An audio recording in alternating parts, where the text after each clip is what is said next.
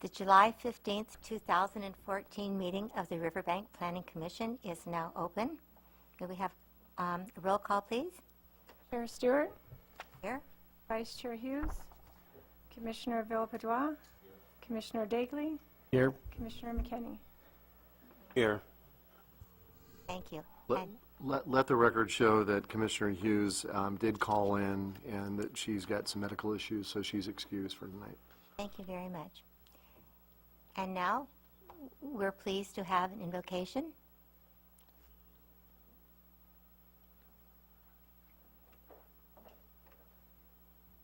Hello, everybody. Thank you for allowing me to pray, amen, and ask blessings for this meeting. Why don't we pray? Father, I bless you and I thank you today, Lord of heaven and of peace. I thank you for this day that you have given us. Thank you for Riverbank, the city that we call home. We read in the scriptures that in Jesus you love and even wept for the city because you care for the people in the community. You ask us to seek the welfare of the city and pray for those in authority. For you said that when we do this, then it will be well with us. So Lord, I pray for our government, both nationally and locally, and I pray for the council and the decisions that are going to be made here in this place, that you may guide every decision for the well-being of the people and for your honor. For our police and our firemen and women, I pray that you will bless the work, that your hands spread throughout the city, and wipe away every stench of violence and fear. I ask on behalf of our school system and pray for its health, that our children continue to be inspired, taught, and raised in wholesome character. God, I pray for this wonderful city. Thank you for its people. I ask for unity, that our daily provisions be met and realized by all, that you are the giver of all good things. And for those in true need, I ask that you will give food and shelter to those without and work for the unemployed. I pray for justice and equality to be available for all. So Lord, I pray with all my heart that your will be done on earth as it is in heaven, that your will may be done in Riverbank as it is in heaven. I pray these things in the name of Jesus, the one who gave his life and reconciled us through his blood. Lord, you are our God and our Father. You know us individually by name, and you allow us to call your Father and Dad. So, Father, I pray all these things in the name of your Son, Jesus Christ. Amen.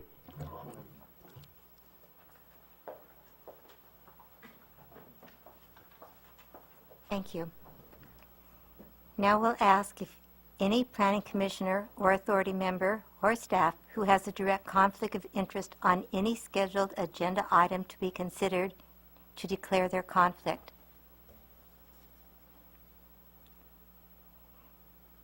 Now we'll move on to public comments. At this time, members of the public may comment on any item not appearing on the agenda and within the subject matter jurisdiction of the Planning Commission Board. Individual comments will be limited to a maximum of 5 minutes per person, and each person may speak once during this time. Time cannot be yielded to another person. Under state law, matters presented during the public comment period cannot be discussed or acted upon. For record purposes, please state your name and city of residence, and please address the entire Planning Commission. No public comments? We'll now move to the consent calendar.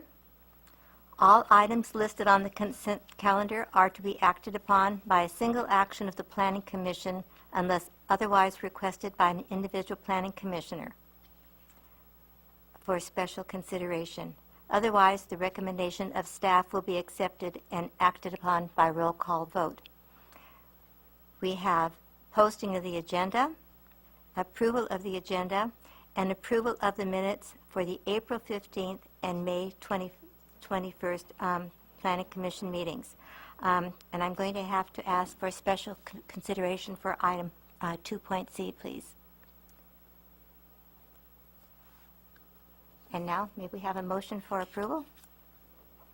I move we approve the consent items. Except for Except for item C, 2C. Thank you. I second that we approve the items except for items 2C. I second it. Roll call? Chair Stewart, Yes? Commissioner Villepadua, Commissioner Dagley, Yes. and Commissioner McKinney. Yes. Now, Item 2.C, I think we're going to have to take in two parts because I was absent for the April 15th meeting. I think, I I can think speak legal to that. counsel wants to talk Oh, about this yeah. a little bit. That's an issue that's come up, and we've actually looked into it for other cities. There's nothing in state law that prohibits you from voting on minutes, even if you weren't at the meeting. We do recommend that you review the video if possible beforehand, but procedurally, you're allowed to vote So on we it. no longer have to draw those out? Right. Well, thank That's you. right. Okay, let's have a motion to approve item 2.C. I'll move we approve consent item 2.C. Second? I was absent myself. Would you like to make a second? Okay, so we have a motion and a second. I guess we'll go for a roll call vote then on 2.C. Who was the second? Okay, McKinney, sorry. Chair Stewart, Yes. Commissioner Villepadua, Commissioner Dagley, Yes. and Commissioner McKinney. Yes. Thank you. Thank you. Okay, now we're going to move right into a public workshop on the draft downtown specific plan. Mr. Anderson. Yes. Madam Chairperson, members of the commission, this is a project that, staff has been working on quite diligently over the last 8 or 9 months, at least during my tenure, and obviously a project the city has been involved with since about 2007. Lot of history on this item. There's been significant turnover at staff level as well as commission and council. So it was felt that it was appropriate to schedule at least one workshop on the plan itself, gives me a chance to go over some of the main concepts of the specific plan and also go over some of the proposed changes that I've been looking at and I'll ultimately be making recommendations on. Because it's a workshop, we're not necessarily required to make any specific notices other than, to post it on the agenda, which is a 72-hour notice. However, because there has been a lot of time and energy, focused on this workshop effort, we felt it was very important for us to notify all of the property owners that are directly affected by the original plan boundary area. And that's about 900 notices. So we sent out 900 notices to the folks in this downtown plan area. And the notices that were presented, unfortunately, didn't state a time for this meeting, unfortunately. Did state the date and the purpose and all those kinds of things. So it is a little bit of an error, and I will take 100% responsibility for it. But we've got vacations and whatnot going on, and staff running in about 15 different directions. So the public notice and the notices that were published and made available at the various locations, including the post office, the community center, and the library, all referenced the time and the fact that this would be a workshop.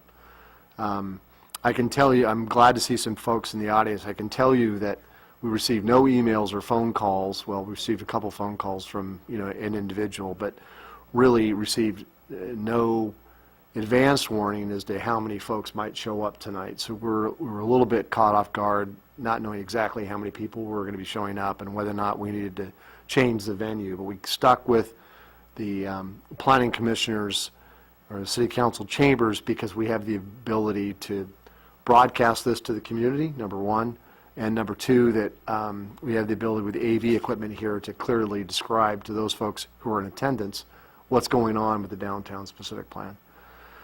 So after having said that, I want to go over this specific plan, and quite frankly, it's a lot to go over with. It's a lot to go over. It's a lot to digest. There's no preconceived notion, let me say, from staff's perspective, that we're done tonight with this workshop and we don't need to have another workshop. I'm perfectly willing to do a second workshop. The purpose of the workshop is just more informative. It certainly will afford the public any comments or questions that they want to give to us, give to staff, so we can incorporate those concerns into the document itself. We're not asking the commission to take any action. That'll be at some future date. In this case, the downtown specific plan environmental work has already been certified by the City Council. In fact, that was certified on March 25th, 2013. The staff report said March 11th, 2013, but in actuality, the resolution and the minutes that are reflected by the City Council is March 25th, 2013. So I'll have to make that correction throughout the entire document. As I stated in the staff report, quite a long history. This whole project, started back in '07. There were a number of different workshops that were held. Again, starting in '07 with a two-day workshop. January '08, there was additional meetings at the Scouts Hall, and then there was a presentation before the thing called the Downtown Revitalization Committee back in February 6, 2008. The Downtown Revitalization Committee, for the most part, it still exists in our code, but the reality is the membership, the terms of the members have expired, and primarily its purpose was to deal with downtown redevelopment. And since the Brown administration eliminated the redevelopment agencies statewide, there really hasn't been much need for the Downtown Revitalization Committee. So I want to make that comment as well. Apparently there was a workshop that involved the Planning Commission and the City Council back on April 14th, 2008, and that ultimately there was an administrative draft of that specific plan released on September of 2008, and then with a public review draft then available to the entire community in November of 2008. Staff has taken the opportunity to do a red line version. Well, we've done a lot. The original specific plan was in an illustrated format that we did not have electronically, so we had to convert that document electronically so we could make changes. Okay, that was one of the tasks we had to do. The other task is when we went in there and we made what we felt were technical changes to the document, and we did that in a red line format. And we posted that on the city's website, so anybody in the public that has been tracking the downtown specific plan would know right away what kind of changes staff had anticipated as part of that document. So we've done that, and quite frankly, there's more changes that we're working on as well. So, and then obviously more changes as a result of tonight's discussion and or future discussions relative to the plan itself. So that's kind of the background behind the downtown specific plan. There was a major investment in behalf of this community, not only in the downtown infrastructure, but also in redevelopment. A lot of this downtown specific plan focused around things like the Del Rio Theater, which obviously the city has no control over anymore, and that will be sold by the state of California and ultimate proceeds given back to the state. So, there's good and bad. The specific plan itself, like other specific plans, like the Crossroads specific plan, like the Riverbank ammunition plant specific plan, is a document that's a standalone document, meaning that it's the implementing code for any land use actions in that defined area. We still have the general plan that we rely on for policy and for general plan density standards, but it's the specific plan as opposed to a zoning that we would go to determine things like building height, like setbacks, like signage, like color of building, architectural styles, that type of thing. This plan is a little bit different in that it is taking on a form-based code type format, which is different than a typical zoning. And the whole intent is to make sure that it comports to the types of land uses that you see now and the types of land uses that you might see in the future in this area. So that's kind of the background. I'll stop a little bit right now to see if there's any questions that you have based on what I've already said, and then I'll go through the PowerPoint presentation tonight. So any questions about background or why we're here? At this point, I can't really talk about, why it was never adopted. Why did the general plan, why did the EIR get certified ahead of the specific plan? All I can say is I think there were still some concerns in the community about the specific plan itself, and more importantly, about what boundary the downtown specific plan area may take, and what action the city might take in order to pick one boundary over another. So there's all these types of concerns, quite frankly, that still need to be vetted out, through the Planning Commission as an advisory body to the City Council. So in the end of the day, it'll be the Planning Commission that'll be making a recommendation on this document or a modified document before it gets forwarded on to the City Council. So we'll have a full hearing and consideration of the plan here, and then a full hearing and consideration of the plan in front of the City Council sometime in the future. So that's where it stands. And you folks can make the decision as to whether we need to have more time and discussion on this item or not. It's totally up to you. Totally up to you.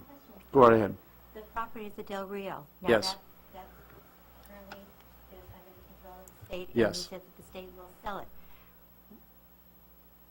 The purchaser of that property, will they have to conform with this downtown specific plan, or would they be exempt? Yes. from it? No, they would have to comply with this standard.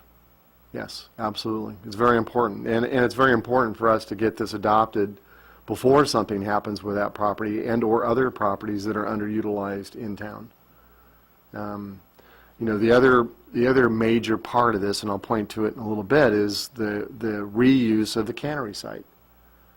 The folks, Sunganji and others, they've, in their mind, they've been waiting a long time for the city to finalize this downtown specific plan so they can move forward with whatever plans that they might have on their property to conform to the standards that are part of an adopted specific plan.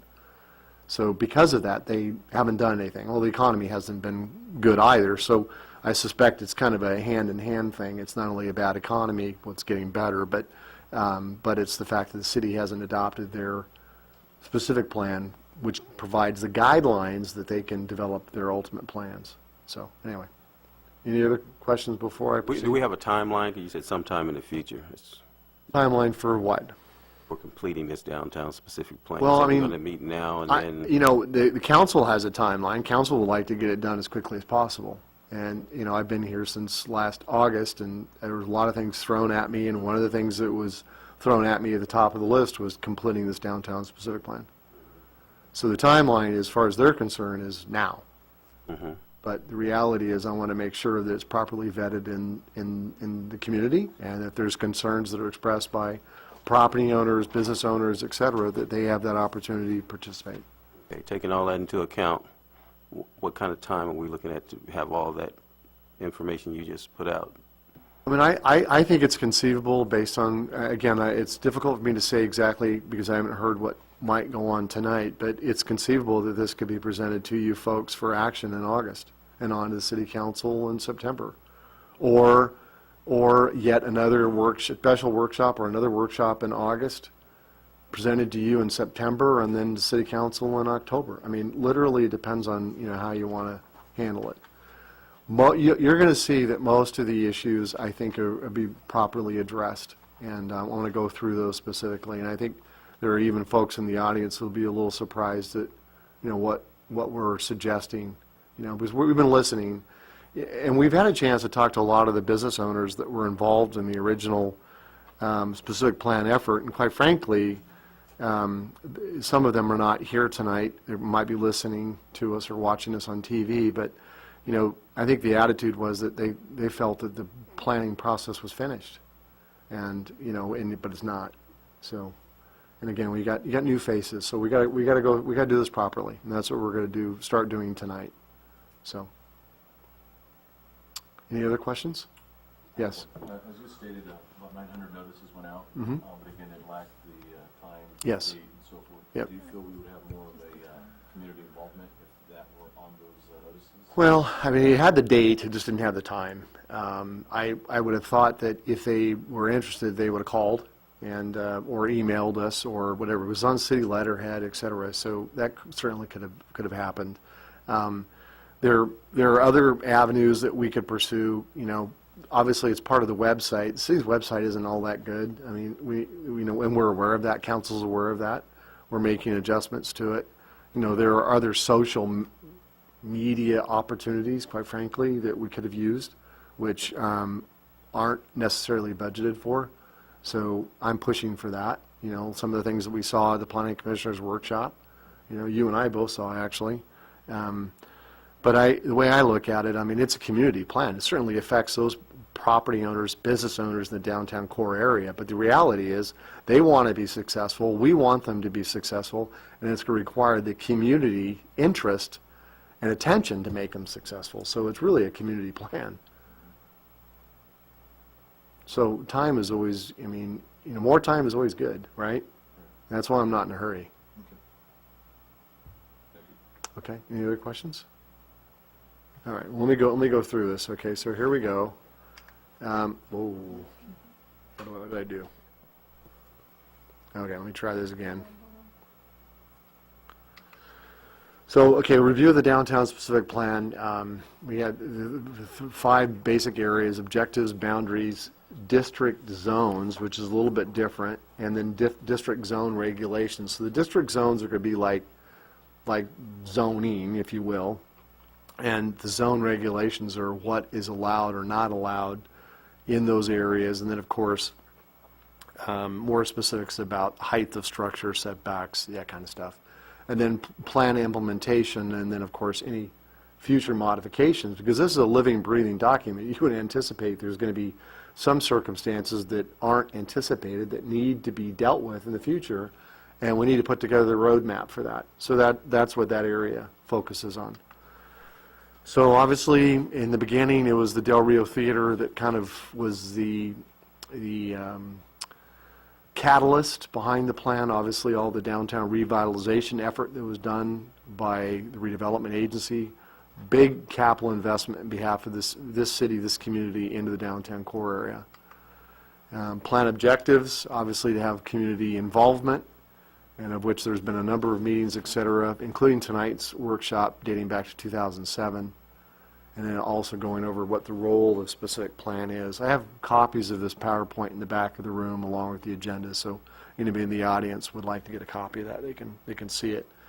You know, obviously, it's a citywide planning effort, but it's to support the downtown revitalization effort. That's the whole point. You know, we've made capital improvements and investments in the downtown core area, and now we're talking about doing other things.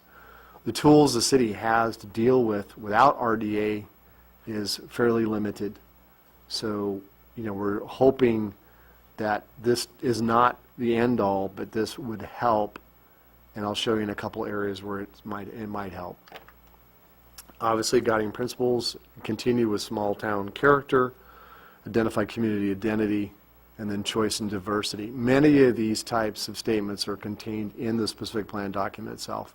And these were all vetted out through the numerous public meetings and discussions that occurred since 2007.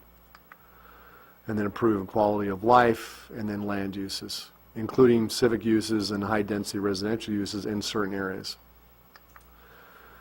So obviously our current setting, we have a mixture of 2-story mixed use, commercial on the ground floor, residential above.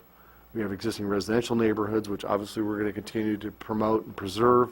We have civic opportunities, and then also we have ongoing industrial development. Okay, so the draft plan boundary. Okay, this is the boundary that was studied. And I don't want to call it anything else. It was just the plan boundary that was studied. Now the EIR that was ultimately certified by the City Council included this boundary. This is the boundary that was used. There's a number of different assumptions that were included in that environmental document, but this was the boundary. Now, I took a very hard look at this boundary and started thinking to myself that when we adopt a specific plan, we're going to be changing the zoning on all of the properties that would be affected. And I start looking at some of the existing neighborhoods that are easterly of 4th Street, easterly of 4th, over in this area here. And I'm thinking, why, we're not really anticipating much of a land use change in any of those neighborhoods that are there, with the exception of good, this isn't working, with the exception of this one property here, which I think is around 3.5 acres or 4 acres or something like that. And it's designated for medium to high density residential development. So why does the plan need to include those folks? So my feeling is, leave their zoning alone, don't fold them into the downtown specific plan, and modify the boundary accordingly. The other thing I started thinking about is that, we got key entry points. This thing is not working very well. There it goes. We have key entry points into the city, including, the self-service car wash and the old gas station here, and then additional commercial development here on the eastern entrance into the city limits. And why isn't that part of the downtown plan? Now, and then of course other properties on the west side of SR 108 route. So when I looked at the plan boundaries, I thought to myself, this makes more sense.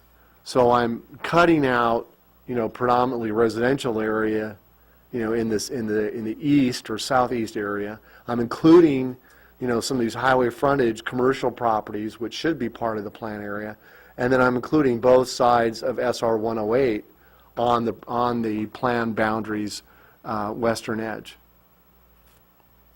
So this is staff's suggested boundary. You can't really cut out, anything in between the cannery site and the downtown core area. So it unfortunately kind of gets swept into the plan area. The other thing is that SR 108, it's part of the downtown, but is it really? It really serves to transport goods and services, in and about Riverbank, and unfortunately, trying to get those folks to turn south or to turn east into the downtown core area is extremely difficult. And obviously this plan, the idea behind the plan is to help promote that type of turning movement by creating key landmarks, key identity markers, identifying the downtown core area so we can get those folks off SR 108 into the downtown area to help the downtown businesses promote themselves, give them more traffic. So anyway, so that's that is a significant change. That's a change, again, that would have to be acted upon ultimately by the city council to approve, a boundary for this plan area. And again, because it's a specific plan, we're talking about changing the folks' zoning within this plan area boundary. So that's what this is all about.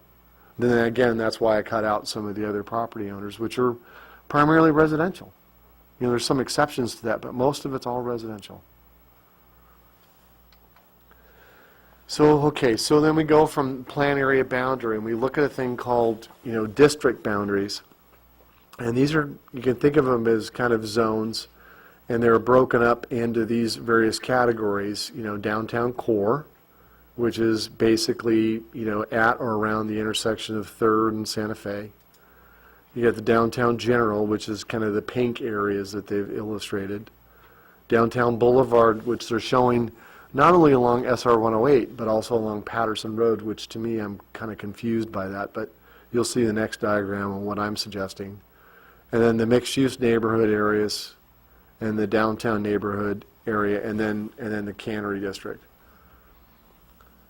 The next illustration is what I think we really are talking about. We're really talking about a downtown boulevard, or SR 108, which is the blue, which is all along SR 108. We're talking about downtown general, which are the two, which would be some of the entry points off of Santa Fe and the other one off of 3rd Street to Patterson. And then you're looking at mixed-use neighborhood, and then you're looking at downtown neighborhood, which pretty much takes into those residential areas which, you know, have always been residential areas and, you know, generally shouldn't change. And so that includes not only the areas along Topeka, but also the areas on the other side of the BNSF rail line, which if you drove out through today, you'd see that they're single-family residential neighborhoods. And that pretty much, you know, characterizes what kind of use it is. And then I've eliminated the downtown boulevard treatment, or SR 108 treatment along Patterson, once you leave SR 108 corridor. Because again, I think it's you know, not necessarily appropriate. So okay, so then from there, maybe I should stop. You guys have questions about that or what I'm suggesting so far? One of my thoughts is, I Yeah. know you talked about the 108. Yes. Corridor, more logistics for business and such. Yep. I know that with the improvements coming down the Clarabelle, Mm-hmm. that'll change some of the structure, correct? It may. You know, with Clarabelle Road, you know, you've got a couple different things happening. There's actually two waves of projects occurring. First, you have Clarabelle Road widening, which you see out there right now, which is part Caltrans. Caltrans project finishes just easterly of McHenry Avenue on the Kieran Clarabelle corridor. From where Caltrans stops up to Oakdale Road is a county project. And the county project obviously is currently being built now as a widening and efficiency project, which means they're going to be, you know, creating additional lanes and signalization at Coffee Road and cleaning up some signalization issues at Oakdale. But it stops there, it stops at Oakdale. The next thing you're hearing about is the North County Corridor. North County Corridor is, the concept behind the North County Corridor is to establish a new route for SR 108, which would follow or approximate Clarabelle Road as it goes easterly from McHenry along Riverbank's southern boundary. And then ultimately, at or beyond the Army Ammunition Plant, it would head towards Oakdale and then tie back into Highway 120. When and if that roadway segment is built, Caltrans will redesignate this SR 108 as a local road. And new SR 108 would follow the North County Corridor. But that could be quite some time off. Quite some time off. Any other questions? You want me to go back to one of those diagrams? Do you guys understand what I'm... No, the comment I would have is I think it's a really great idea to move that boundary west and secure the existing residential community. You know, that's been a real heartburn in this whole one of the big heartburns in the project. I think that solves a lot of those issues that have been troubling this project from the beginning. So I think that's a good move. I mean, I suppose you could change the plan line rather than using 4th Street over to 5th Street, but as a balance. But I look at, you know, the focus is what are we doing with Cannery? What are we doing with SR 108 to promote their businesses and to promote downtown? And then what are we doing with the downtown core area? And then quite frankly, what are we doing with some of the entrances into the downtown area? And that's why this plan kind of folds that all together, I think. Lot of thought went into this, but it's not done until it's done. So I'm looking for any suggestions or comments. That important corner you've addressed, getting people in, off of the highway, in, Right. I think somebody has shot with this plan. Okay, I'll come back to these. Let me go through a couple other slides here. So let me back up. Okay, so again, we have these districts that I've talked about, which are kind of like zones, but they're not really. So So what this is this is a description of what those districts would be, like downtown core, mixed-use neighborhood, downtown neighborhood, downtown general, Highway Boulevard, SR 108, and the Cannery District. And obviously some pictures of what we've done as far as, the civic engagement, civic parks, open space, et cetera. And this is kind of a table that is the implementing tool behind those districts. And the implementing tool talks about things like, what types of uses that are allowed by district, where it talks about, Main Street retail, general commercial, corridor commercial, et cetera. And those are all defined in the plan. And then it talks about setbacks. And then, let's see, let me go to the next one. And then it talks about, building heights, building heights. And this building heights is a major issue, because when you have structures that are backing up to existing homes, right? Let's say it's a one-story or a two-story home. You don't want a six-story structure being built next to or adjacent to a single-story or two-story home. So one of the things that we've done with the mapping is we've made major changes. So we've got a neighborhood area that currently, under our existing zoning code, would allow up to 6 stories to be built next to it.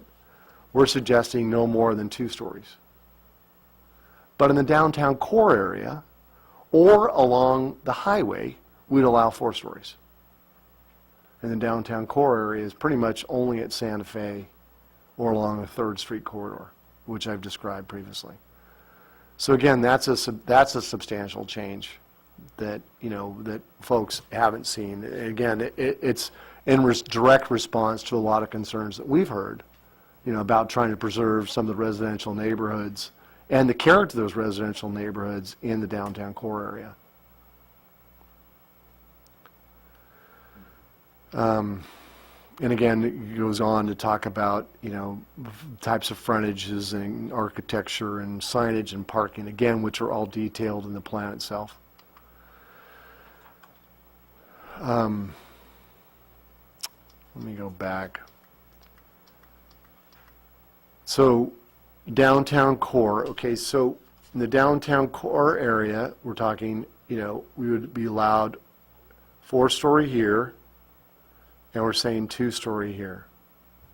4-story, 4-story, 2-story. And there might be some consideration because of adjacent residential units that these units may not be able to go to 4 stories. So there might have to be some adjustments in that regard.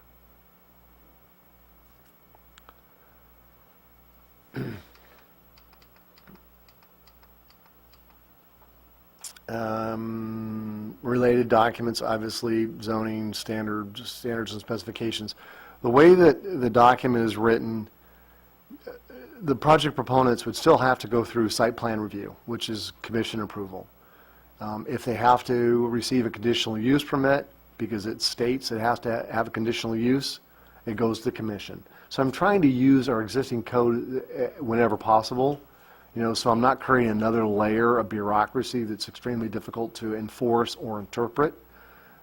So, I think that's a pretty good way of handling it. And obviously the EIR has already been certified by the City Council, and I've already talked about that.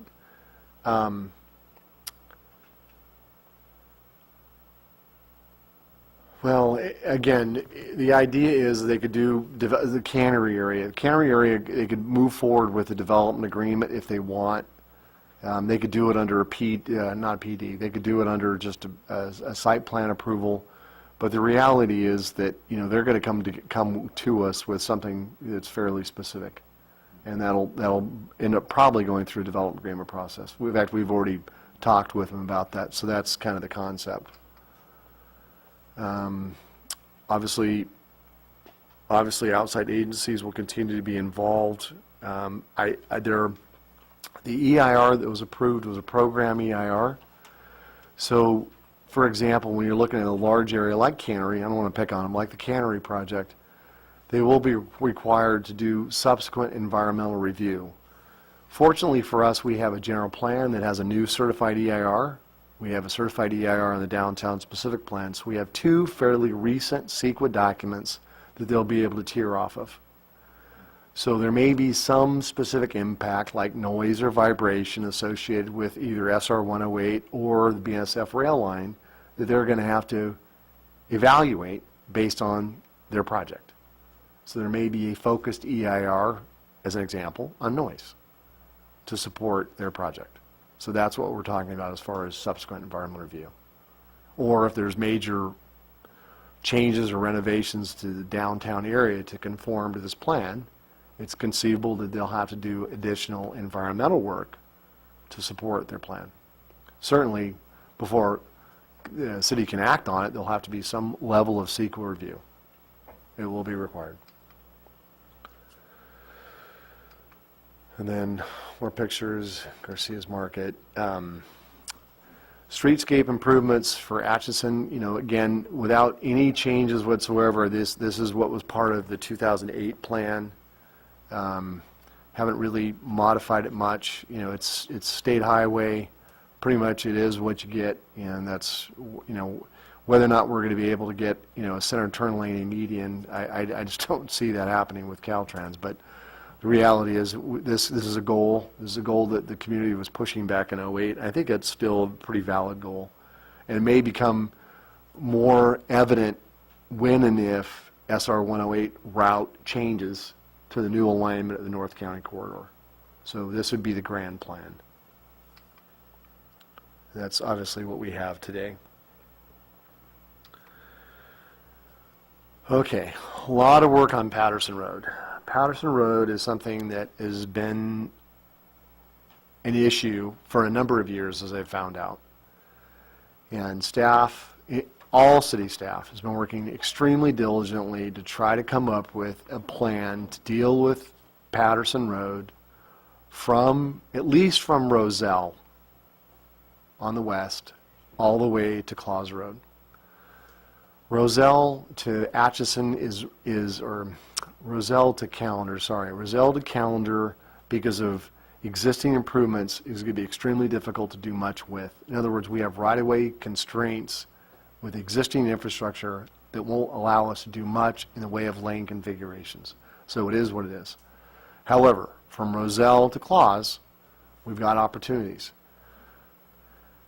But we also have rail lines, rail right-of-way that's owned and managed by either BNSF or Sierra Railroad. And staff has had a couple of meetings with those folks, and I'm saddened to say that they basically have told us we can do whatever we want with Patterson Road as long as we stay outside of their right-of-way. Even though they're not using all 90 feet of their right-of-way, we're to stay away from their right-of-way. So the 80-foot cross-section that I'm showing here is probably going to be modified again, but the idea was to show a sidewalk, to show 2 travel lanes, a center turn lane, 2 travel lanes, a separated median, so to speak, a 10-foot bike lane along the north side, and then a 2-foot separation, which gets us the Class 1 bike path that we would need from Roselle all the way to Claus. So that was kind of the goal. We have right-of-way constraints, and we'll do the best we can, but we may not be able to get all of these lanes, including parking, and the Class 1 bike path in there, but we'll do the best we can. Question. Yeah. Said that it belongs to either, you said 2 different rails. Right, there's 2 rail lines. There's BNSF, and the other is Sierra Railroad. Can't determine which one it is. Yeah, we can. Sierra Railroad actually starts at or around 8th Street. And actually, it's easterly of 8th, so anything beyond or easterly of 8th Street is owned and managed by the Sierra Railroad. Anything westerly of that is owned and managed by BNSF. And actually, if you drive out, there's actually a sign that tells you that. Both of them said as long as you stay away from. As long as we stay outside of their right-of-way, they're happy. So, Something like that in writing, right? Well, it doesn't really help us because we want 15 feet of their right-of-way that they're not using, that's just a weed lot, and they're just saying, stay out. They want no liabilities. So it's, we're not done with that yet, but that's where we stand. So in areas where we have existing homes, et cetera, and we have restricted right-of-way, the idea would be that we would have, again, still a sidewalk, parking, because these folks have parking in front of their homes, a drive lane going in easterly direction, a center turn lane, and then two lanes of travel heading westerly, and then again, the Class 1 bike path along the north side in 76.5 feet of right-of-way. Again, without cooperation from the railroads, it'll be extremely difficult for us to get these type of improvements in the right-of-way that we have. So this is a goal, I guess I would say. And again, to clean up that road segment, which for years has been an eyesore. So. On the last one was parking, that was taken into consideration versus this one, right? Well, this one really is intended to portray the lands in front of like Monching Industries, in front of Thunderbird Materials, Silicon Container, and the other one is beyond that, so beyond terminal. Okay. Beyond terminal where you have homes and whatnot that are fronting, that are currently enjoying parking. So we're trying to preserve everything we need, but still from a traffic flow and circulation standpoint, getting the movement that we need.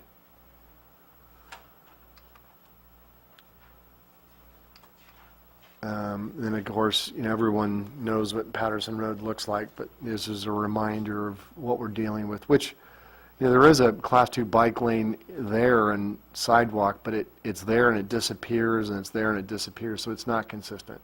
The idea is to get a consistent application.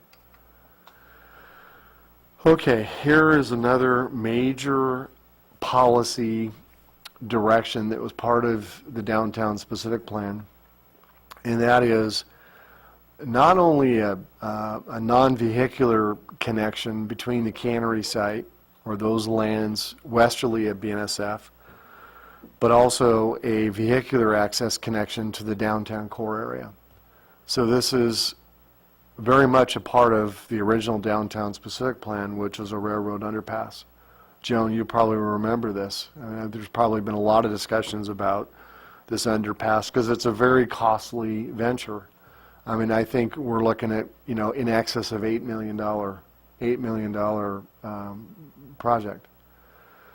So, and I think the concept, back in '08, and I could stand to be corrected, was to link up the cannery reuse to the downtown area and not turn our back on it. Since there's going to be so much capital investment in the cannery site, why not make it so those folks that are living, working, whatever on that cannery site can easily connect to the businesses in the downtown core area.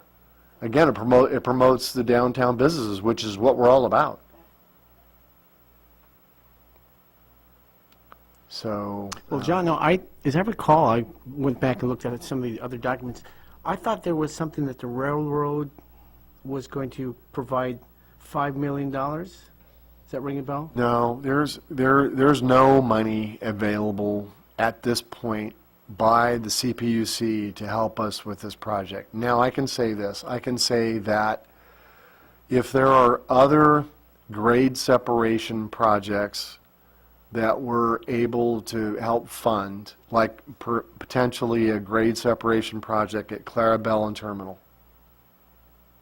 Clarabelle and Terminal, it'd be a county project, but if we could somehow link that up where we're eliminating that, they might cut loose with some monies to do another project. They might, which could be this project. But the reality is, it's highly unlikely. Highly unlikely. So from a policy standpoint, the city council is going to be looking at this issue and then how to fund it. And then the proposal is the funding mechanism is through the AB 1600 fees, which are paid by new development. So new development, not just cannery, not just new development in the downtown area, but development citywide, would have a fair share responsibility in paying for this public improvement that has benefit community-wide.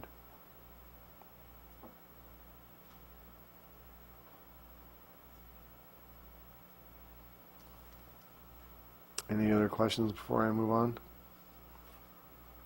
would be nice to not have our town divided by that river. Right. This would just be so Right. Well, and the other thing is, and I can go to a circulation diagram, but the other thing is the idea was to extend Roselle north of Patterson and then tie that into Santa Fe so that, you know, without using the viaduct, you know, and assuming there was a trains backed up on Patterson, you could still get to the downtown core area by using Roselle north of Patterson, connecting to Santa Fe, and then going underneath to BNSF. It would be a pretty extensive tunnel. Is that? Yeah. Yeah. It takes up a lot of right-of-way. It takes up a lot of right-of-way. And quite frankly, I mean, I think that the cannery folks have been extremely concerned about this thing from day one, just because of the amount of right-of-way it takes.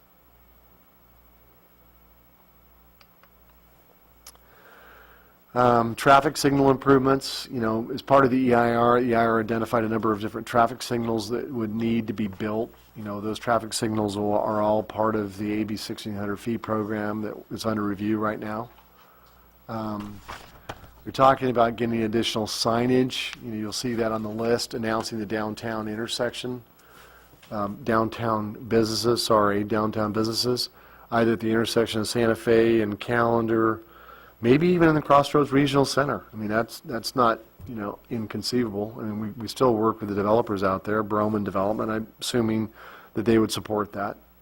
But the idea is, again, to promote downtown and to promote it in a positive way. And the gateway feature, whether or not it includes Del Rio or something like the Del Rio, this was kind of like what they're looking at for an artist rendering for that entrance off of Atchison.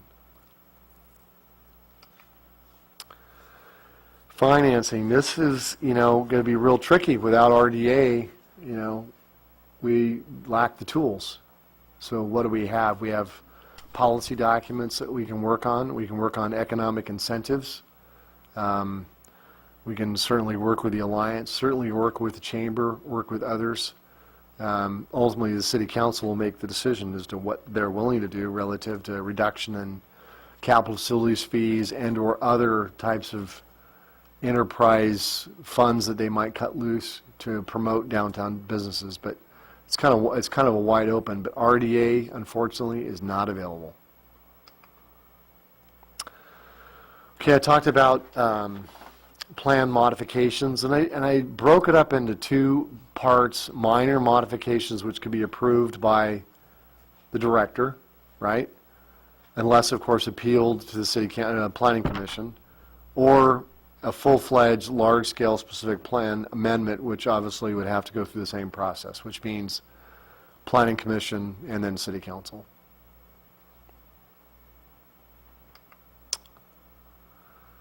And then, yeah, so that's really my presentation, and I hope I didn't go through it too fast. I mean, the document's been around a while. Want to describe, you know, some of the changes that I've got. Now, my thought was let the downtown specific plan and the land uses that are ultimately acted upon drive changes to general plan designations that are underlying those properties.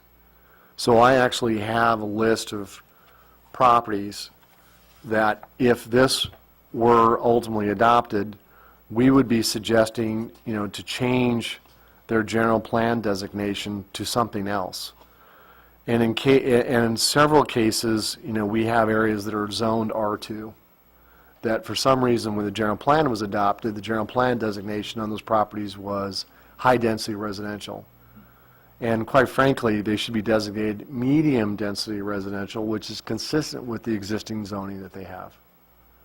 So the idea is to bring those properties back into conformance with the plan and effort that we're proposing here. And obviously, only after specific consideration and discussion with those property owners. Because I don't want to, make these presentations or make these assumptions that they're aware of what's going on without going through some very specific discussions. One of the properties, Garcia's Market, I believe, they have intentions of expansions. They've given me a letter. The property next door is not designated for commercial use, and I'm suggesting to make a modification to allow that to happen. It's consistent with this overall plan and certainly consistent with the downtown commercial core development, which would be part of the downtown area. And I've suggested that, based on their letter, that I'd fold it into this effort. So that's what I've done. I've got a question that we haven't really maybe briefly talked about the connection between east and west, but the connection that was proposed for the plan also included north-south going from the cannery area to, I believe it was, over to Jacob Myers Park. Yeah, there is a pedestrian connection, and quite frankly, I don't know how we get that in there. Thank you for bringing that up. Zillow Park, actually it was Zillow Park, so they were trying to make some type of connection, pedestrian connection, between the downtown area and Zillow Park. And I don't, for the life of me, I don't know how you do that. I mean, you're not going to mix pedestrian traffic with a rail line, which is already happening. I mean, there's a trail down there right now. But the reality is the railroad is not going to let you do that. So how you make that connection, this is a highway, folks are coming in at a high rate of speed. Maybe you can do some kind of connection, at a signalized intersection and get them there. I don't know what the right answer is. But if I did that, you've got a crossing over the railroad, and then of course you got this embankment, right? I mean, this isn't all level, even though it looks like it's flat. I mean, you have a, 20 or 30 foot drop, from the elevation of the highway down to that park. Yeah, I agree. I don't know what feasible way you could connect that with the park over there without I have no using idea. First Street there.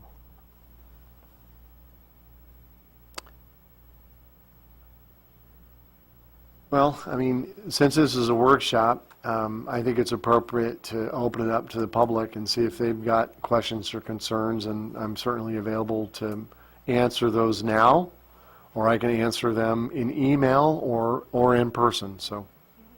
I don't even have to open a public hearing. No, you don't, but you need to let them know that they're available to speak, so. Would anybody like to come up, offer some comments, ask questions, give us ideas? Please.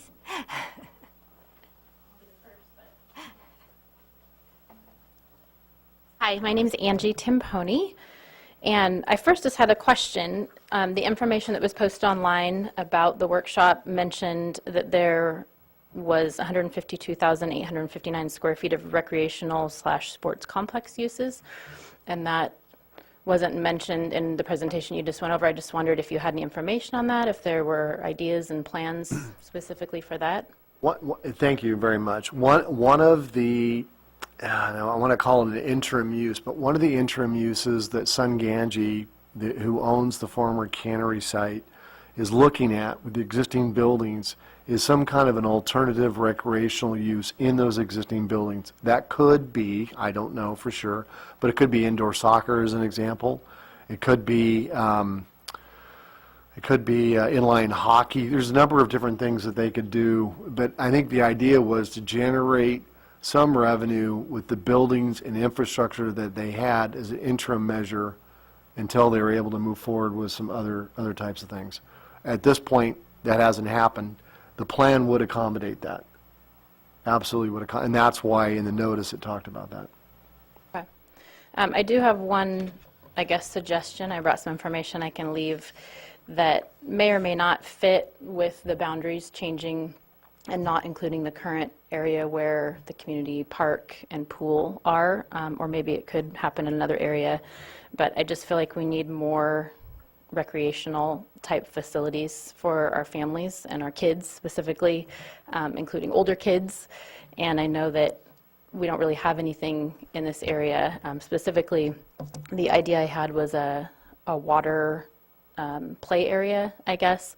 I know some communities, and there's been talk in the Crossroads area in Silver Park, I think of a spray park type facility, but that really excludes older kids for the most part. It's great for the little toddlers and younger kids, but it's not going to hold the attention of older kids so much. And I just happened to be visiting out of state in Washington State last week and visited an amazing project that had been renovated in the city of Pasco in eastern Washington, which reminds me very much of our area in a lot of ways. And so I took some pictures and I printed some information. I currently have a call into the city of Pasco just to find out. I was curious cost-wise what it entailed. The whole project was much larger. They renovated a huge 50-meter, 7-lane pool that they had that was 60 years old, and then converted a wading pool into a play area that has 2 new water slides. They actually came in $300,000 under budget and were able to purchase 2 new water slides going with the company they went with. So I was just curious price-wise in there. The information I found online, they didn't break it down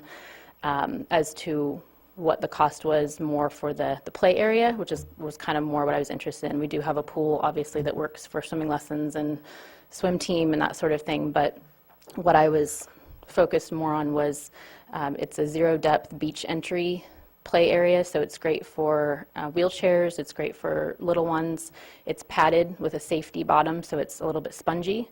It's pretty amazing, actually. We spent a few hours there, and then, of course, the 2 water slides that will entertain all ages, but especially the older kids that the smaller spray parks don't really accommodate. So I brought the information, the articles that I printed about how they did it, the companies they used. There's a bunch of pictures that I took and printed out. So you guys are welcome to keep that if you would like, just as an idea for going forward. I don't know. That's great information. The city's very active, very aggressive in promoting recreational type uses, not only in the downtown area, but citywide. Right. The city council is going to be considering, an update to their AB 1600 feet program, which will include funding opportunities for those types of uses that you've described, which is awesome. Right. We got a lot of trails and whatnot, so that, more examples you have, the better. I just thought it was Absolutely. interesting also that the city of Pasco was talking about how much growth they've had in population, but their crime rate went down 83%. I think it was a 8 or 10 year mark they were looking at, because they really worked on increasing the level of the quality of their family environment and working on promoting it being a friendlier, better place to live, and it's really helped their crime rate go down. So That's awesome. I think that's important as well. That's perfect. Thank you. you very, very much. Very much. Anyone else? Good to look out. Oh, here we go.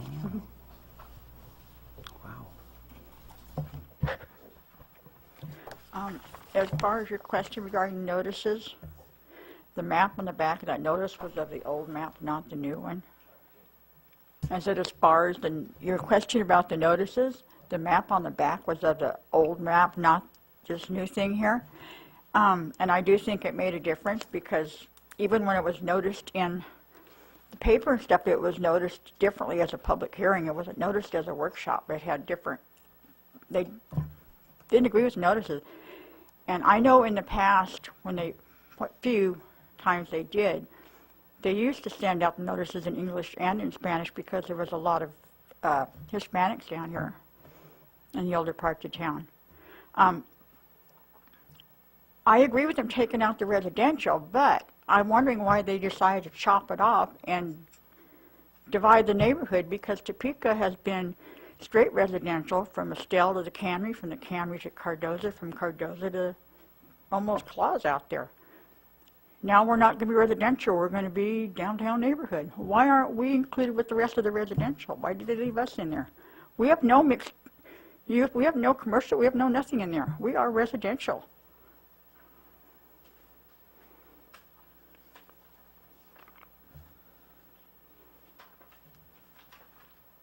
And you put us as downtown neighborhood, that's mixed use. So tell me why we're being just chopped off from the rest of it. Nobody's answering any questions? Well, I can try to address that issue.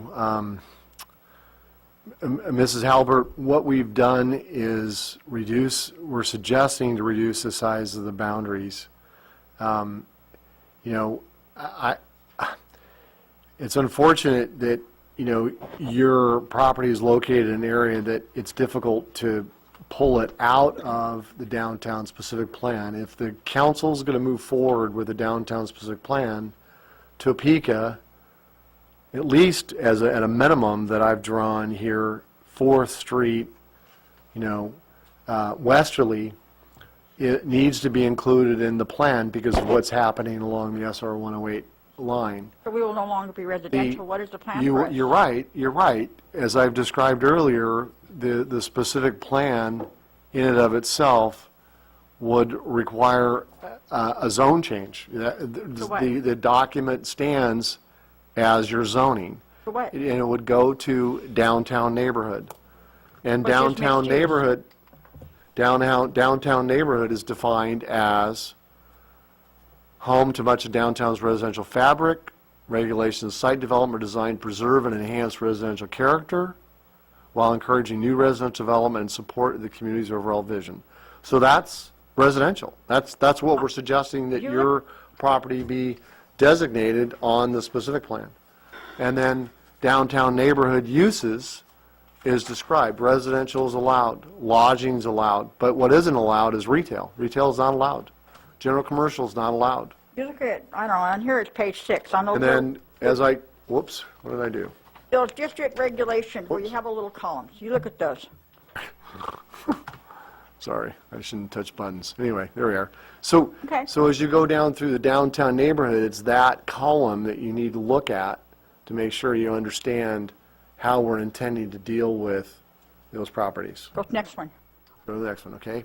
So 2-story, Okay, down at the bottom there. Where it Down the says- bottom. Yeah.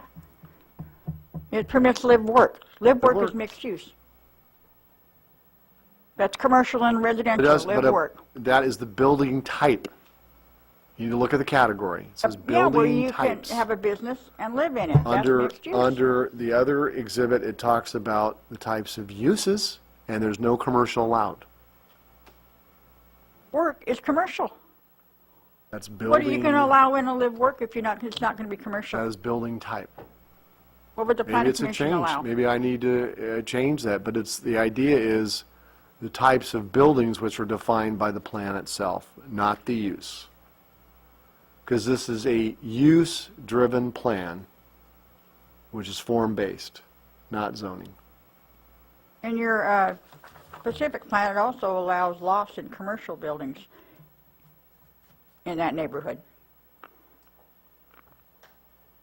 No So- commercial buildings allowed If you were going in to the chop us downtown off neighborhood. and put us in there and rezone us, you need to tell the property owners that. You need to do an Correct. EIR on, You're right. on what's going to happen on the impact to us. We have done an EIR, and that was Not on certified by that, the you city have council. not. No, sir. No. The EIR you did, let me back up to this other thing that you were talking about with the cannery. Back in April, back in 2009, the city signed a contract with the cannery owner. It was quite a big contract with a lot of agreements and stuff, including that the cannery owner was going to pay, what, $80,000, $90,000 for the EIR. Remember, the RDA taxpayers pay for the specific plan, okay? Then comes the EIR. But the county probably never paid anything. We, again, paid for the EIR. But that agreement is still there. After they made the agreement, the cannery came out with the cannery use project. It's dated in August, and it was attached to the RFP when the city went out for a bid to get a consultant to the EIR. And this thing it specifically said they are to look at the cannery project and they are to look at the underpass. That's it. Albert, you're almost out of your 5 Well, minutes. they already have a cannery project. They already have the project, but this has never been made public. You guys never got it. At least way not that they've found so far.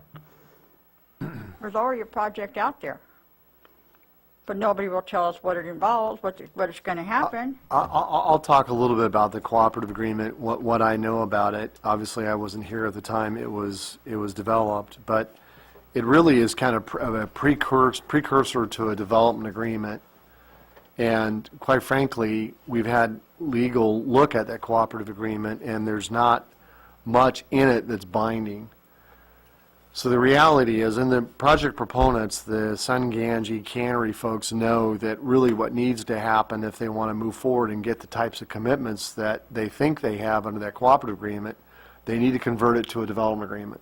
And that development agreement has yet to be presented, and when it is presented, it'll be vetted in the community in front of a hearing, in front of the commission, and then ultimately the city council. So, I mean, Mrs. Halbert's correct. I mean, there was a commitment that was made by the city council, a few years back relative to this thing called a cooperative agreement, but it doesn't mean much. Honestly, it doesn't mean much. Thank you, Mrs. Halpern. But, Mr. Anderson mentioned a list of properties that he discussed with the planning commission. That was never made public. Can you guys make it public? Is there some reason why we're I not haven't supposed made to? that list public at all, period, because I haven't talked to those property owners yet. But you discussed it at What open I meeting. said was that this plan, if this plan moves forward, will drive changes to the general plan land use designations, because this plan, needs to conform with the general plan, and the way it is, even under its old form, the 2008 form, doesn't comply with the general plan. So there would, even under that plan, it would have to be changed. So moving forward, absolutely, we'll have to have discussions with those property owners about the general plan changes. Before this thing is okay. Absolutely. And I still would like an answer from you directly as to why Topeka has to be included when it's state residential. It has no benefits for commercial or anything else. The reason you took out the other half of that Mrs. was Halpern, because I'm it was so sorry, but residential. really, your 5 minutes have been This is really a workshop, please. greatly exceeded, so. Thank you. Would anyone else like to speak?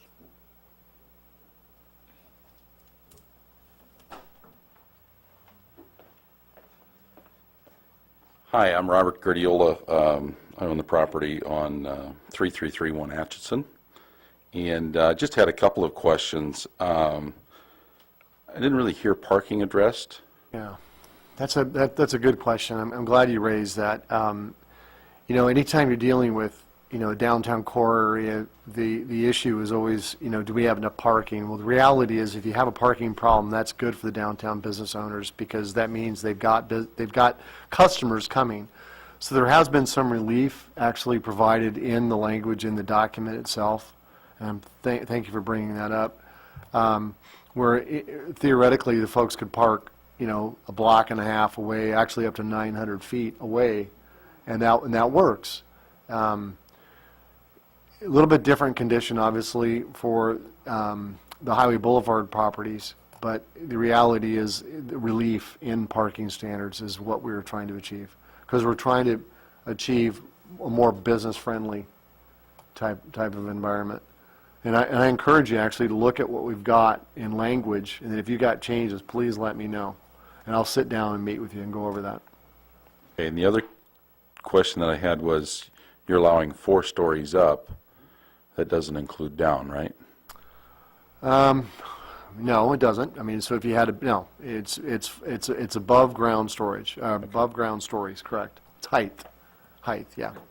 Height from average ground level, so it's presumed ground level. If you go down 1 or 2 stories, that's fine. So theoretically, you're right. It could be 6 stories, I guess. And then the right-of-way or the roadway there, you've got a 121-foot row. Yeah. Is that existing, or Yes. is it? Okay, so It's that's existing right-of-way. The illustration, as part of the plan, was to kind of help beautify it, and that's why they were talking about putting in a landscape median. But as long as it's under Caltrans control, it could be very difficult for the city to be able to do that. So when and if SR 108 gets realign to this North County corridor, then that is the goal to move forward towards something like that. And quite frankly, without RDA, it'll be a financial issue for the city to promote. But it is what it is. Okay. Thank you. Anything else? Hey, John, on that parking subject, like on Atchison there, I've been to a few places, and I think Livermore is one of them in particular that has more of a 45-degree angle, which is easy in and out, versus I'm noticing the view here is more parallel, which can be challenging.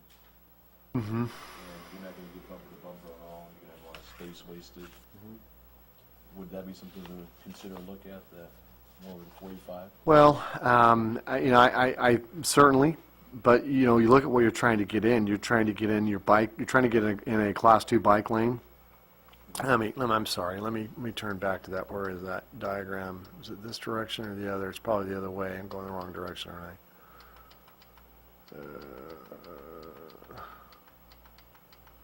Let me get to that. Sorry. Whoops. So, you got to have a center turning lane median, right? Because as you have these intersections at first and third, whatever, you've got to allow those movements north and south. You need the 2 drive lanes in opposite directions. You're trying to promote a Class 2 bike path, and you got to provide parking, planting strip, and sidewalks. There's not a lot of room. If I was going to do diagonal parking in those areas, I'd be, there's not enough room. 10 feet's not enough. And you're not going to secure any additional right-of-way because a lot of those businesses are right up against the right-of-way line. We've got opportunities in the downtown core area where we have a lot of diagonal parking. More so than along Atchison. But I understand exactly what you're trying to create outdoor environments to promote those businesses along those corridors. I understand. You got a speed issue too on Atkinson you've got to deal with as well, which is different than any kind of a speed issue that you would have along Santa Fe or Topeka or any of the other streets. Yeah.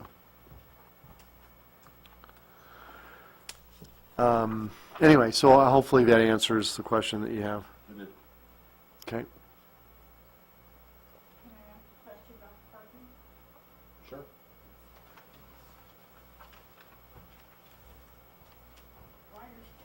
At a block and a half, about 600 feet for businesses, for customers, employees, stuff like that to park. So actually, the way I've got it written now, it's like 900 feet, I think.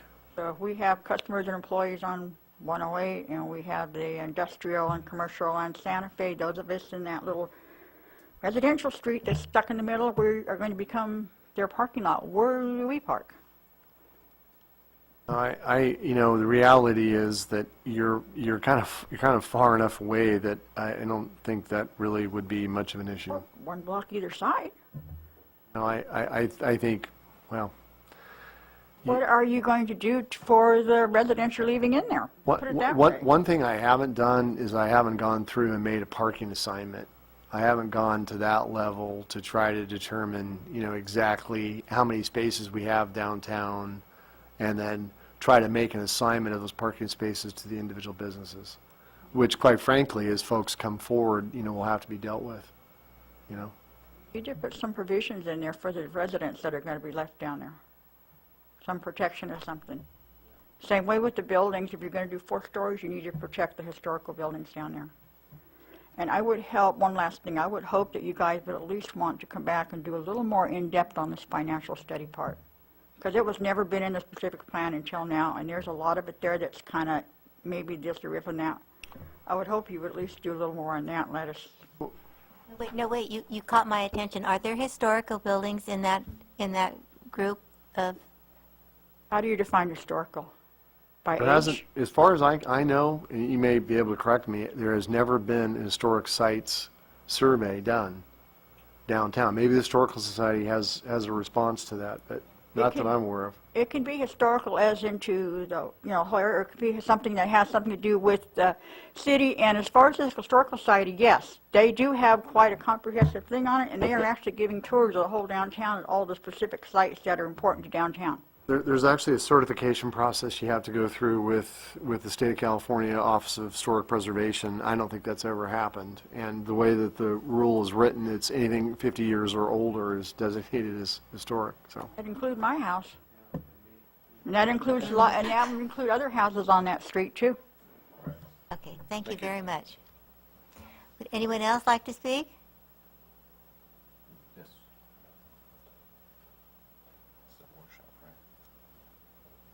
Just a quick thought, Robert Guardiola again, 3331 Atchison. A quick thought on maybe to protect some of the residential parking, as I've seen in larger cities and in other neighborhoods, but you could put a parking by permit or something so that protects their parking. A parking by permit, something Yeah, that many would, cities have that. yeah. You know, another alternative is to, as cities grow, the demand for more parking may dictate having a structure or a dedicated site for on-site parking. That's in basically any city that's got, Modesto, for example, has several of those, so. Well, actually, one of the original concepts behind this plan was to develop a multi-story parking structure next to the Del Rio Theater. And if you look at some of the original diagrams and illustrations that are part of the plan, that's what they were suggesting. But again, that was with RDA funding, which is no longer available. So That thought was what made me bring up the parking. yeah.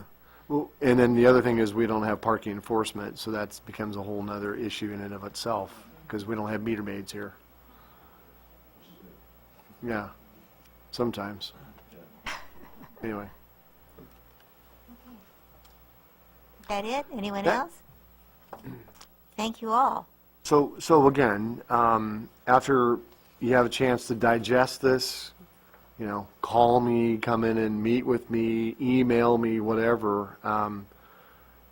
We can have another workshop. We can notice the workshop. We can not have another workshop. I mean, it's all up to you folks. I mean, if you think we're close enough now, we can proceed, or if you've got some additional questions or concerns, if you want to hold it over for another 30 days until your next planning commission meeting and, maybe come up with a list of additional questions or concerns that you might have, that's perfectly A-OK as well. Well, I think we probably should have another workshop because we have these 900 letters that went out that made some error on our part that didn't give, adequate enough notice to enough people. So if we have since we have that out there, I think we should have another workshop to give those other people opportunity It's fine. to participate, because we had a lot of good information that came out of this particular workshop that brought, that brought some new ideas and some concerns to the forum here. And I'm sure that so that we give these other people an opportunity, then we've covered all our bases to be able to make a more of a an informed decision Okay. going forward. Wonderful. So we can either do that at the next planning commission meeting in August, or you can discuss, deliberate, and decide on a special workshop based on when you feel it would be appropriate. How quickly can the notices go out to these? Well, I mean, we can send the notices back out, and we can send them in English and in Spanish. That's not a problem. A week. Shouldn't take us any longer than that. We have all the mailing addresses, so that's not a big deal. Time-wise is for them to be informed. 10 days. Yeah, 10 days. So within, the next meeting would be okay? Yeah. We can do that. Yeah, just agendize that and shouldn't take us through. I mean, we got some great information. I would really like to have some feedback on the practicality of those parking by permit only things, because I think that it could really solve some problems in that neighborhood. Okay?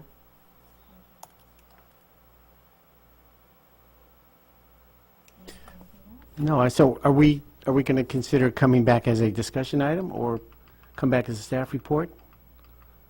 What do we we're thinking of another workshop. Forward with. We're gonna, Workshop. And I then- think you're right. I mean, I really concur with what you're saying, because this plan is pretty dramatically changed, and we haven't even really gotten to the financial thing yet. So I Right. think we got a fair amount of, discussion to review, and then moving forward from that, I think we'll be really focused and know where we really want to go with that.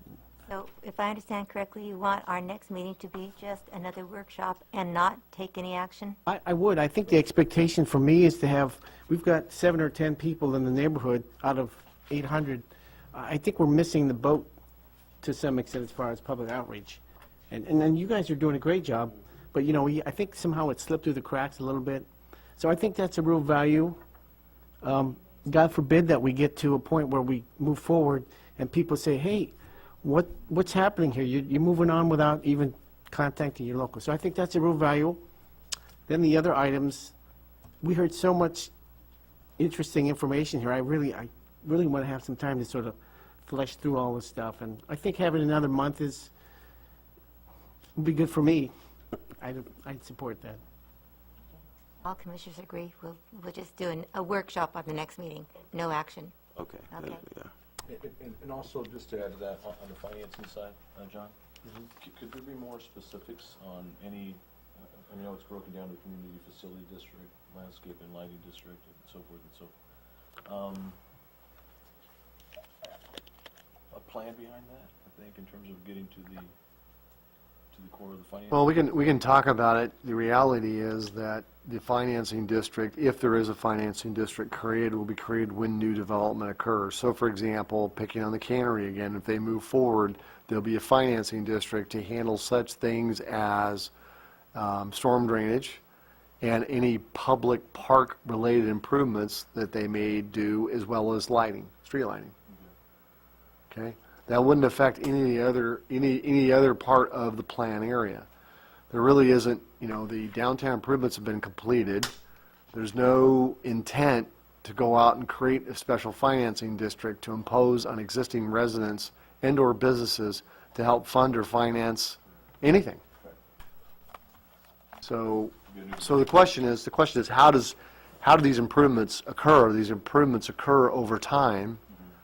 They occur when new development happens, and/or as monies became available, like on the Santa Fe Avenue underpass, through other mechanisms like the AB 1600 fee program that the city has, that they've been working with, forever. It's currently being modified. So there's nothing magical about what we might or might not do about, the financial aspects of the plan. Bottom line. And if the fear is that if I own an existing business downtown, or if I have an existing home downtown, then I'm going to be forced into a special assessment district, that's not the case. That is not the case. Okay, so going back to the financial, what's our budget look like for this coming fiscal? I guess what I want to do is tie in AB 1600. If we're going to, can we incorporate, put a benchmark in there or something, a line item for the specific plan? Are we at that point yet? Well, I know once we assume that it's going to be approved in the next several months. if I'm not sure I understand the question entirely, but if your intent is to try to recoup costs associated with the EIR and the specific plan effort through the specific plan, the answer is yes.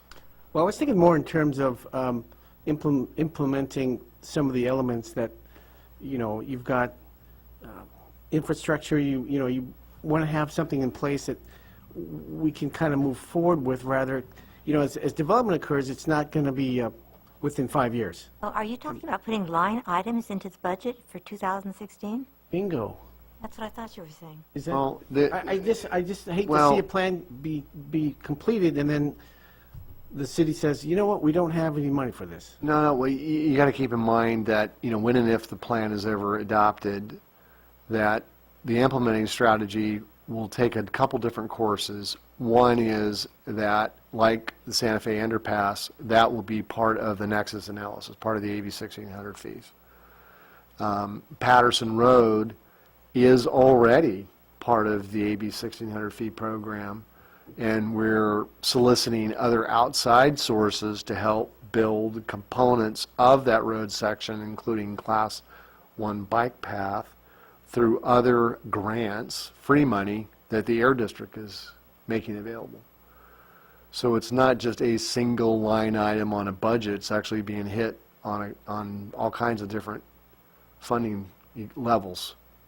So I don't know how else to say it. Yeah, I mean, well, it's, that's- it's a refinement of the policy document when the city council ultimately takes action on it.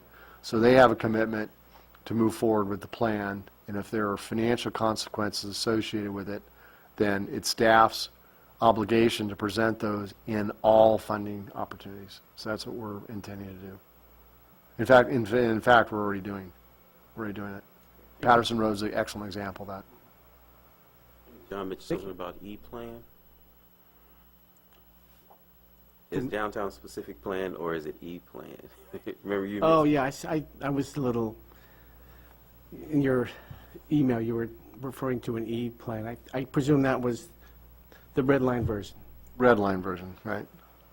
Because I saw it's sort of laid out like in different paragraphs. One says downtown specific plan, one says E-plan, and then another one says another particular type of plan. I don't know. Okay. Yeah. Okay, good. Are we ready to move on to the public hearing? Yeah, I think I so. am. Okay, so am I. Public hearing, rules and procedures for the City of Riverbank's Planning Commission. Yeah, this is an item that I've been wanting to bring to the commission for quite some time. I took the opportunity to publish Planning Commissioner's Handbook that League of California Cities puts out to help the commission understand what the roles and responsibilities are. And I'm hopeful that that has been useful to you. We obviously have the Riverbank Municipal Code, and it talks about what the roles and functions are of the commission, but we lack, rules and procedures that help us clearly conduct our meetings. And the purpose behind having these rules and procedures is something that we can rely on when we get, into a tight spot or into peculiar, territory. So what I've done is I've asked legal counsel to help us develop something that we could use for the commission, not the city council, but the commission, on typical commission-related actions. And that's what's been presented to you tonight. Now, we don't have to take action on this tonight. I mean, I think it's important for us to go over it. I think it's important for us to understand it. And I think if there's questions or concerns, I think we need to, make some modifications. And in fact, quite frankly, I went over it again tonight and I made a couple more changes. So, it's a fluid document.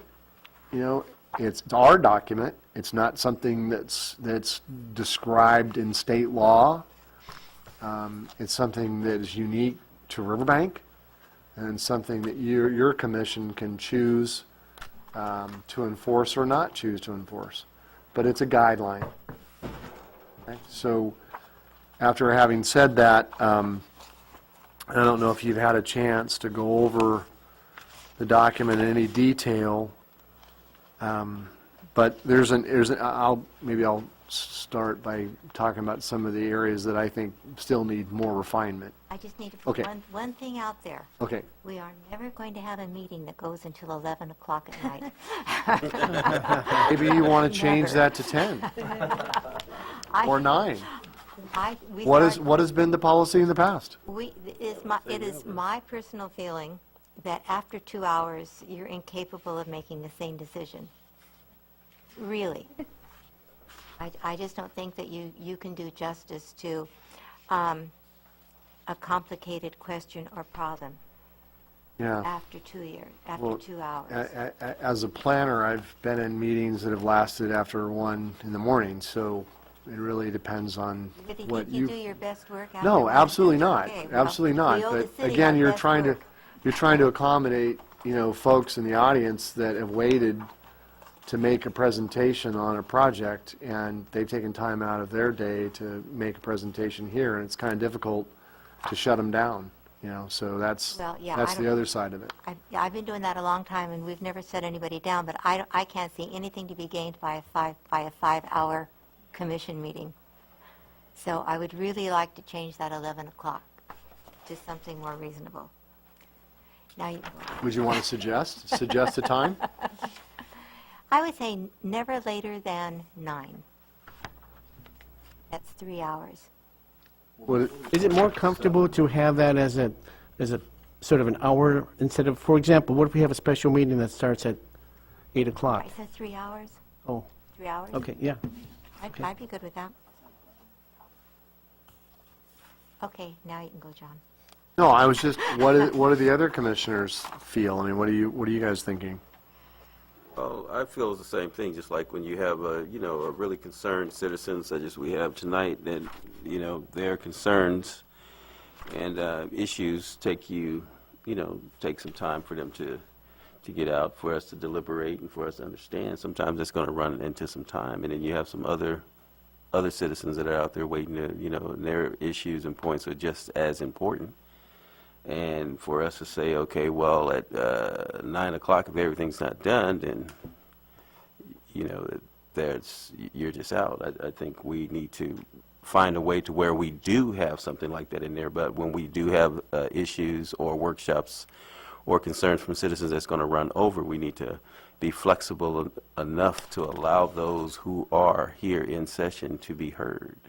How about saying under normal circumstances, the meeting shall not exceed 3 hours, but the commission can decide to extend? That sounds good. Under special circumstances, the commission can? What about just at the discretion of There, the that's the chair word I'm looking or something like that? There you go. Under the discretion No. of the As long as chairperson. Joan is chair, then, No, but that's good. Let's say 3 hours, and then we can vote as a commission to extend it if it's necessary. Okay, On the stamp, right? understood, Yeah, I'm for that. understood. Any other, you want me to show you a couple areas I think we need to talk about? Sure, Okay. yeah. And maybe this will provoke some more comments. So I'm on page 5 of 13, so I'm section 5.3, talking about special meetings.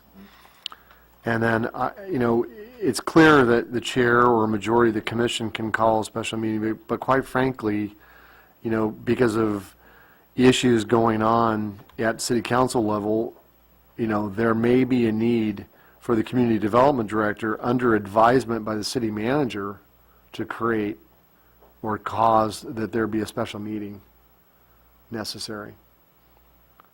So in other words, the community development director wouldn't do it on their own, but he'd be directed by the city manager that we need to have a special planning commission meeting.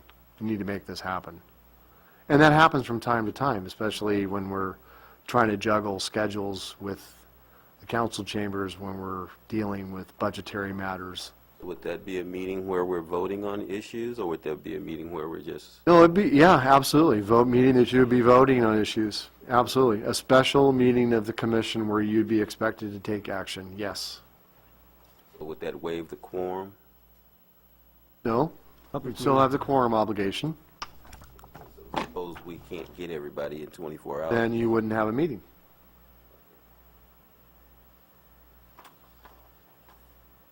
Just like if we didn't have a quorum tonight, we wouldn't have a meeting. No, I agree with your wording. I think it's a good idea. Another area,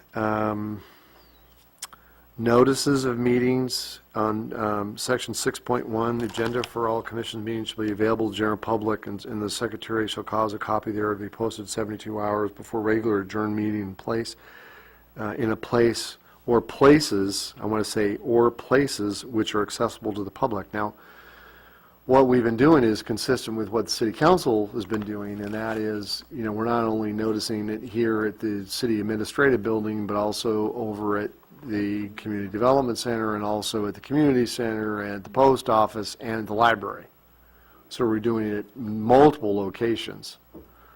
So it's, I just want to add or places, because they're in multiple places, which are accessible to the public. That's what I want to add there. You know, along those same lines, maybe this might be a question for the attorney. Isn't there a requirement for cities to make all efforts to put it on their website? Yeah, that's true. Under state law, you're required, if you have a website, to post it on. If you have a website. If you do So- have a website, you should make every effort to post it online as well. So that's already a requirement in state law. So you can add it in as, but it is covered as under the Okay, government. just by reference, I guess. Right. Okay. But it might be a good idea to add it in. So those are the changes that I saw just in taking a third or fourth look at it tonight, so. And we don't have to take action tonight, we can take it, the next meeting. I just wanted to go over it. I think it'll help us in the end of the day. It's unique. A lot of commissions, quite frankly, don't have this, which would be very helpful for us. If I recall the first meeting I had, I got kind of in a sticky wicket condition where we had tie vote and there was a consideration for an additional motion and it moved forward. Anyway, so yeah, this kind of clarifies that. I would like to wait until Commissioner Hughes can be here. Absolutely. Absolutely. Again, are there any other areas of clarification that you guys think you might need? Additional information? It's pretty straightforward. Okay.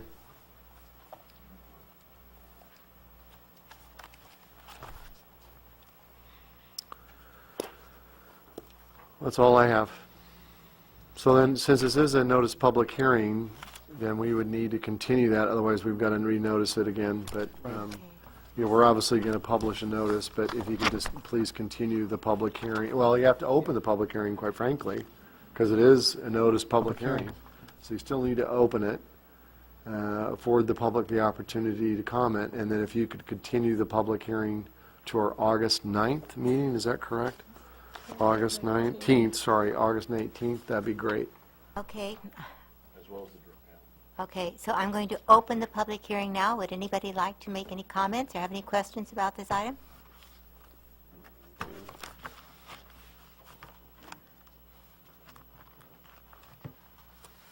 Hi, Robert Guardiola again, 3331 Atchison.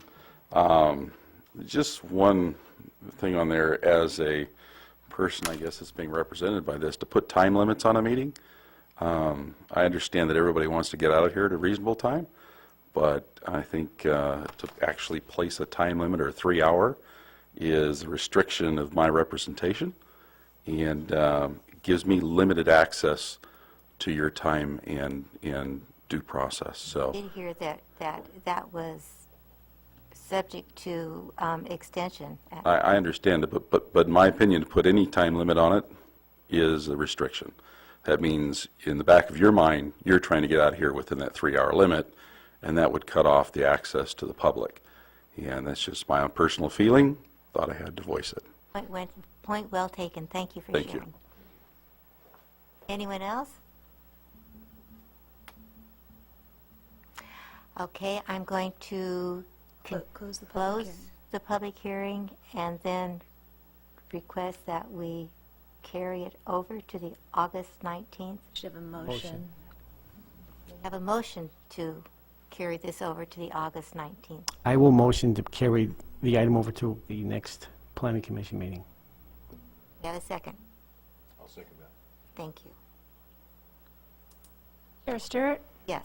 Commissioner Villepadua, Yes. Commissioner Dagley, Yes? and Commissioner McKinney. Yes. Thank you.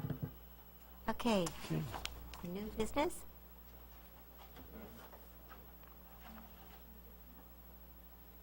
I don't have anything. I mean, A couple of things I'd like to ask. oh, go right ahead. For years, this town has had restrictions against cinder block fencing. I'm not quite sure why, the reasoning behind it. And I just wonder if there's a way of eliminating that ban. As you drive through neighborhoods, it just seems that homes that have cinder block walls are just so much better maintained. If you drive down some of these streets and you see wooden fences falling apart and stained and uneven, they're certainly not beautiful. So I'm wondering why people are not allowed to have cinder block walls or slump stone fences, any of the stone varieties. I'm wondering why They there's, just have to get a permit, and it has to be engineered, stamped by an engineer. so anybody is allowed to have a stone fence rather than the mandatory wooden fences? Yeah, I mean, that's I pretty, was definitely led to believe that we were not allowed, they called them sound walls, and that we were not allowed to have them in the city. You're talking about sound walls? Cinder block walls, brick Okay, walls, so anything two- other than wooden maybe- fences. there's two different types of issues here. If you're talking about a sound wall that's adjacent to a collector road, an arterial, or something like that, and it's a boundary to a subdivision project, the reality is that unless you have a noise condition, the propensity is to not require the sound wall to allow those neighborhoods to front on the streets, et cetera. But if you're talking about a residential condition where it's a side yard or rear yard, residential to residential, all it requires is a special, it requires engineering, quite frankly, because it is a structure that could blow over. So we've got to make sure that the foundations are properly engineered before the wall is constructed. Case in point is with KB Homes building the project out at Cornerstone, we're requiring them on a small portion of that project where they're going to be tying into the existing wall along Oakdale Road to construct a masonry wall as a tie-in for that concern. And of course, the other concern is that we're concerned about overspray from irrigation and what that does to the fencing material and change in color and whatnot. So that's another reason why we've required a masonry wall in that area. And that's a residential condition. So it really depends on the application. But residential to residential, whether it's a fence or slump stone or CMU wall, I mean, as long as they provide the engineering for it Get a permit. and to get a permit, it's allowed. Wonderful. And one other thing, I'm not through yet. Okay. I know that for homes that are really not well maintained and are filled with all sorts of code violations, under the present circumstances, the only thing the city can do is warn the property holder and then eventually lien the property for repairs or improvements, right? Yes. Is there nothing more that we can do? Because all over the city, I see properties with out-of-the-area landlords that really are running down property values in the neighborhoods, and there should be some way that we could address this with the landlords. I mean, can't we levy fines or issue tickets or something? It's not fair to the other people in the neighborhoods. We've and I can think of one right now in particular. There's a Chinese restaurant at Roselle and Patterson that has had a number of fires, and it's and I know for a fact that they've been on the list of properties to be cleaned up, and they have been issued abatement orders, and there's been some work done, so there's been liens filed against the property, and quite frankly, we've gotten very little cooperation out of the property owners. So, I mean, there is a process, I guess, where we can get more aggressive, but I think that starts at the council level. So I'd have to address it at the city council level. I think you would start with Michelle, with code enforcement, talk with Michelle at what tools that she has, and if there are additional tools that she needs, then it's ultimately a city council decision to get those tools. Okay. Okay, is that it? Where are we now? Commission items?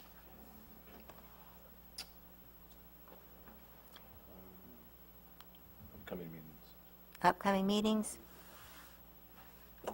Well, we're going to have the planning commission meeting in August, and the two items that we'll have will be the two items that we had tonight. I don't have anything specific in the works at this point. Oh, yeah.